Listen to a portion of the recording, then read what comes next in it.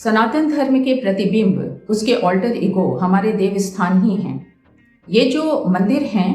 they have always been since time immemorial the seat of religious, cultural and educational heritage of India in general and Sanatan Dharma in particular. इन मंदिरों को हमारे जो kingship थे वो बहुत ज़्यादा ही donations दिया करते थे, क्योंकि शास्त्रों ने शासकों को एंजॉइन किया हुआ था, डिक्टेट किया हुआ था कि मंदिरों को और गुरुकुलों को कभी भी फंड्स का, मतलब धन का कमी नहीं होना चाहिए, ताकि शिक्षण कार्य और देव कार्य निर्विघ्न रूप से चलता रहे। और धीरे धीरे ये जो टेम्पल्स थे वो सीट ऑफ एग्जॉर्बिटेंट वेल्थ में भी परिवर्तित हो गए, क्योंकि राजाओं ने भी बहुत ज़्यादा डोनेशंस इन मंदिरों को दिया और कॉमन लोगों ने भी मंदिरों को डोनेशंस दिया यथाशक्ति, क्योंकि हमारे शास्त्र ये भी एंजॉइन करते हैं कि कोई भी सनातन धर्मी अपने इनकम का 1/10 दान दे दिया करे। हालांकि 1/10 तो लोग दान नहीं करते हैं, लेकिन यथाशक्ति दान देते ही रहते हैं। और in course of time these temples accumulated huge wealth. मंदिरों में जो ये अथाह धन संपत्ति अक्यूमुलेटेड हो गया था, इसकी वजह से हमारे जो मंदिर थे वो मुस्लिम इन्वेडर्स के टारगेट में आ गए। और हम देखते हैं कि मोहम्मद गजनी से मोहम्मद गोरी तक और लेटर ऑन जो खिलजीज थे, जो तुगलक्स थे, जो लोदीज थे या फिर जो मुगल्स थे,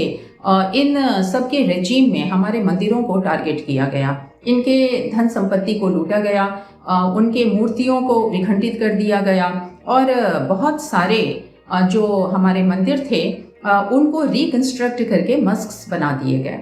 अगर आप एक क्रॉनिकल तैयार करेंगे तो nearly 36,000 to 40,000 temples were targeted by the Muslims during the Muslim era in India. और उसके बाद जो ब्रिटिशर्स आए तो ब्रिटिशर्स ने भी मंदिरों के इस वेल्थ को बहुत ही कोवेटस नज़र से देखा और बहुत शुरू में ही 1817 से 1827 तक आप देखेंगे कि बंगाल, बॉम्बे एंड मेड्रास जो प्रेसिडेंसीज थे उसमें बहुत सारे रेगुलेशंस ब्रिटिशर्स ने लाए ताकि मंदिरों के इस फंड्स को मिस अप्रोप्रिएट किया जा सके। लेकिन लेटर ऑन जो ब्रिटिश क्राउन था उसके इंटरफेरेंस से उन लोगों ने इस काम को बंद कर दिया, लेकिन वो पूरी तरह से रुके नहीं। लेकिन हम देखते हैं कि 1863 में फिर से एक एक्ट बनाया गया, the religious and charitable endowment act 1863, और उसका एक बहुत ही स्ट्रिक्ट या फिर एक सीवियर फॉर्म उन्होंने 1925 में ड्राफ्ट किया, जिसको उन्होंने क्रिस्टियन किया the Madras religious and charitable endowment act 1925। This act was applicable on all the denominations of India, the Hindus, the Muslims, the Christians, the Sikhs and other religionists। लेकिन हुआ ये कि बाकी जो धर्मावलंबी थे जैसे कि मुस्लिम्स और क्रिश्चियंस, इन लोगों ने एक एजिटेशन शुरू कर दिया और बहुत ही मास स्केल प्रोटेस्ट किया, लेकिन हिंदूज की तरफ से किसी भी किस्म का कोई भी प्रोटेस्ट सामने नहीं आया, जिसका नतीजा ये हुआ कि उन्होंने 1927 में इसी एक्ट को रीड्राफ्ट किया और उसको रीक्रिस्टियन कर दिया, the Madras Hindu religious and charitable endowment act 1927, जिसमें उन्होंने हिंदूज के जो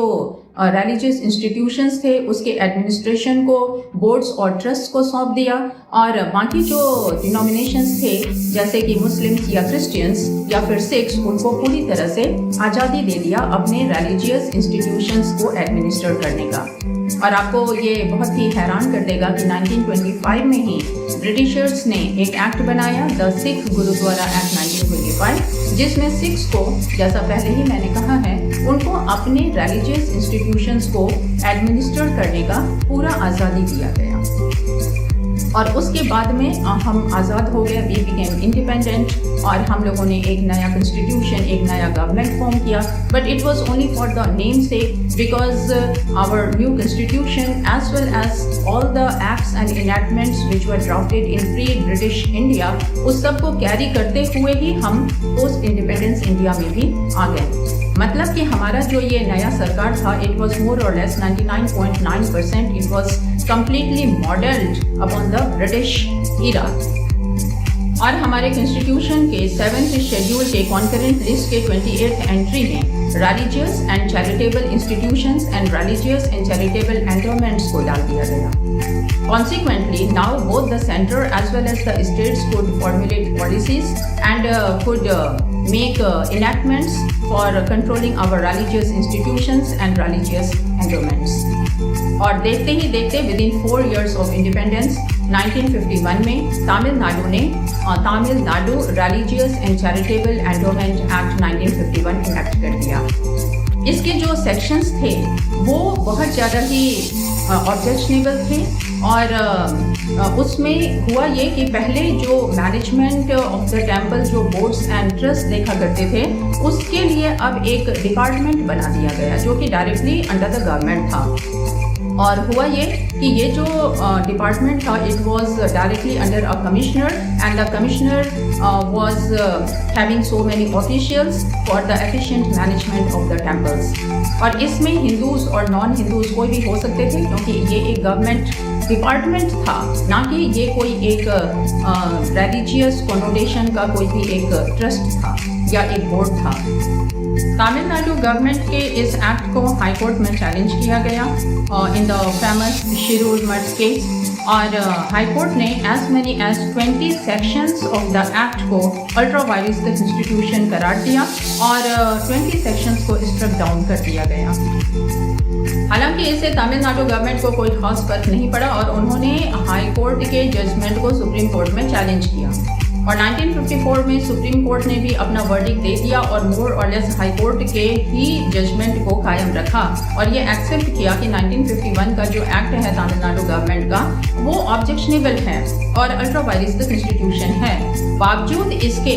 1959 में तमिलनाडु गवर्नमेंट ने फिर से एक इनेक्टमेंट को इनेक्ट किया जिसको उन्होंने क्रिस्टेन किया Tamil Nadu Hindu religious and charitable endowment act 1959, जिसमें उन सेक्शंस को जिसको हाई कोर्ट ने सुप्रीम कोर्ट ने अल्ट्रा वायरस इंस्टीट्यूशन डिक्लेयर कर दिया था उसको रिटेन कर दिया. और इसी तर्ज पे आज हमारे देश में नॉट लेस देन 35 कानून बने हुए हैं जो कि हमारे रिलीजियस इंस्टीट्यूशंस को और हमारे रिलीजियस एंडोमेंट्स को अफेक्ट करते हैं, उसको कंट्रोल करते हैं. और सवाल ये उठता है कि ये सब कुछ हो रहा है हिंदू जो रिलीजियस इंस्टीट्यूशंस हैं और हिंदू जो रिलीजियस एंडोमेंट्स हैं उनके साथ में. बाकी जो मुस्लिम्स हैं या क्रिश्चियंस हैं या सिख्स हैं उनके रिलीजियस इंस्टीट्यूशंस में सरकार का कोई भी दखलंदाजी नहीं है, which is completely discriminatory and it is within the teeth of Article 14 of the Constitution of India. Article 25 Clause 1 of the Constitution हमें right to religion देता है and it goes without saying that it is a fundamental right which is inalienable. और इसके मुताबिक subject to public order, morality and health, every citizen of India has got a right to practice, profess and propagate his or her religion and to act according to his or her conscience.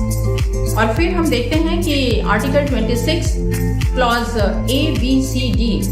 हमारे जो religious institutions हैं उनको ये freedom देता है कि they can establish there religious institutions, they can maintain their religious institutions. वो movable property खरीद सकते हैं, इमूवेबल प्रॉपर्टी खरीद सकते हैं और उस प्रॉपर्टी को मैनेज कर सकते हैं and they can manage the state of affairs of their religious institutions as well and this is also a fundamental right. बावजूद इसके हमारे रिलीजियस इंस्टीट्यूशंस जो हैं वो गवर्नमेंट के कब्जे में हैं. इससे ज़्यादा एंटी कॉन्स्टिट्यूशनल और क्या हो सकता है?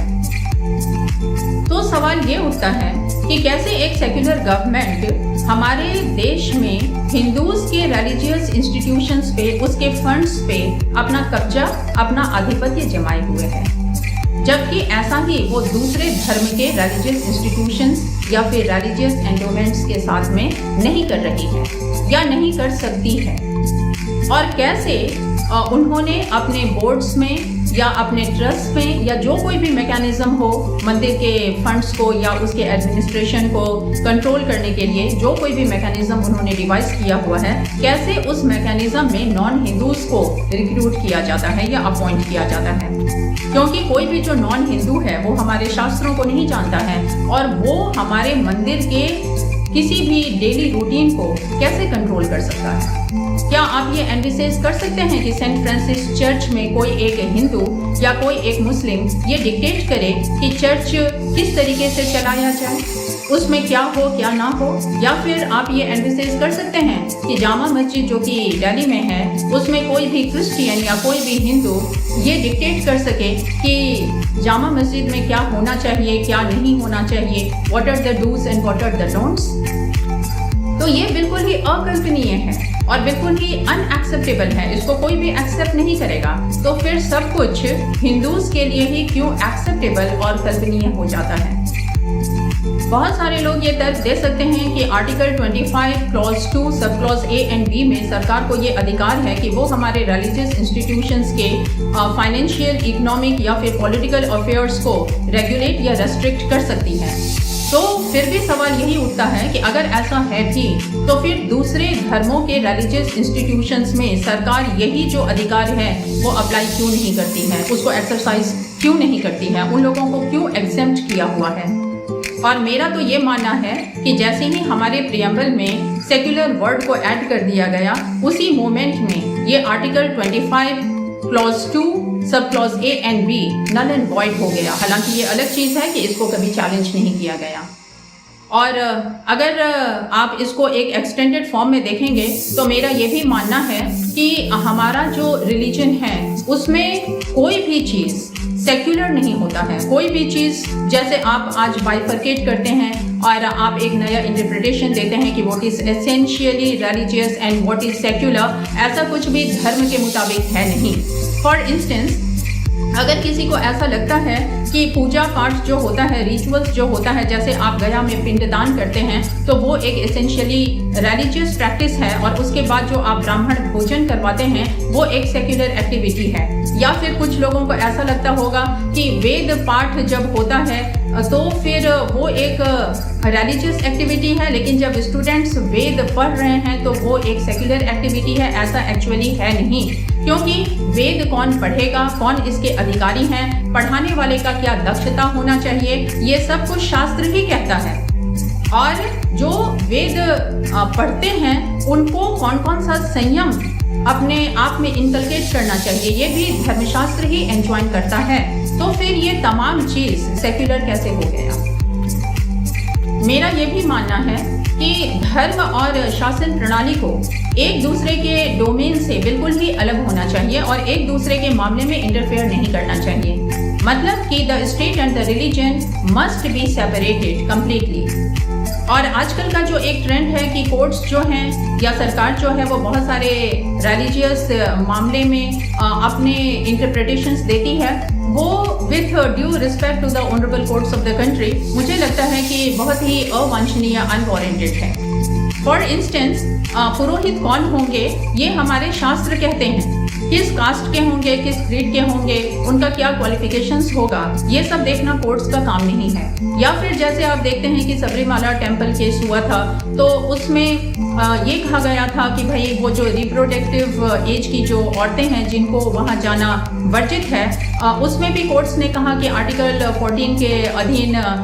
सारे औरतों को वहाँ पे जाना अलाउड है। जबकि अगर आप देखेंगे तो ये एक एज ओल्ड ट्रेडिशन है, एज ओल्ड कस्टम है। और हमारे जुडिशियल अरीना में भी जो कस्टम होता है it has got a force of law. और आर्टिकल 14 जो है उसमें भी जो बहुत ही ज़्यादा सेंसिबल क्लासिफिकेशन है, रैशनल क्लासिफिकेशन है, उसको अलाउड माना जाता है। And everybody is not equal under article 14 of the constitution. अगर आप सबरीमाला केस में आप जो डिसेंटिंग व्यू है जो ऑनरेबल जस्टिस इंदु मल्होत्रा ने दिया है तो आप देखेंगे कि वो पढ़ने लायक है और जानने लायक है, because the way she has interpreted the topic, it is praiseworthy and that is the essence of Hindu dharma and the Sanatan dharma or of any dharma। और वैसे ही आप देखते हैं कि कोर्ट्स अब ये भी इंटरफेयर करते हैं कि महाकाल मंदिर में जो पूजा अर्चना होगा वो कैसे होगा, भस्म लगाया जाएगा या नहीं लगाया जाएगा, या फिर केदारनाथ या बद्रीनाथ में कौन पुरोहित होंगे, उसके लिए एक जनरल एप्लीकेशंस इनवाइट किए जा रहे हैं। मेरे ख्याल से ये तमाम चीज़ अनवारंटेड हैं। और मैं ये भी बहुत ही क्लियरली कह देना चाहती हूँ कि हमारे श्रीमद् भगवद गीता में भगवान श्री कृष्ण कहते हैं कि यदा यदा हि धर्मस्य ग्लानिर्भवति भारत अभ्युत्थानमधर्मस्य तदात्मानं सृजाम्यहम्। इसका मीनिंग ज़्यादातर लोग जानते ही हैं कि जब जब धर्म का हानि या अहित होता है, जब धर्म अधो स्थिति में पहुंच जाता है, तब तब मैं धर्म की रक्षा के लिए अवतरण लेता हूँ। भगवान ये नहीं कहते हैं कि जब जब सूखा आ जाता है या बाढ़ आ जाता है या वर्ल्ड वॉर हो जाता है या फिर लोग गरीबी रेखा के नीचे पहुंच जाते हैं तब तब मैं अवतरण लेता हूँ। कहने का सेंस ये है कि धर्म एक बहुत ही डिवाइन सब्जेक्ट है, बहुत ही डिविनिटी से ही इसको देखा जाना चाहिए। और जब आप धर्म को बहुत ही लोकल लेवल पे, बहुत ही मेंटेन लेवल पे, प्रैक्टिकल लेवल पे लेके चले आते हैं तो the divinity of the religion is lost और उसके बाद में धर्म धर्म नहीं रह जाता। यूं भी जहाँ पे आपका लॉजिक या फिर फिजिकल जो लॉ है वो खत्म हो जाते हैं, वहां से ही धर्म शुरू होता है। There is no reasoning of the world by which you can prove God or God force. There is no laboratory ever since made in this world where the existence or otherwise of the God can be proved. इसीलिए धर्म को एक बहुत ही divine नज़र से ही देखा जाना चाहिए और अफसोस कि हमारे जो सनातन धर्मी हैं उनको आज धर्म से कोई भी मतलब नहीं है और इसीलिए हमारे देश के इन तमाम फसादों के जड़ में हम खुद ही हैं।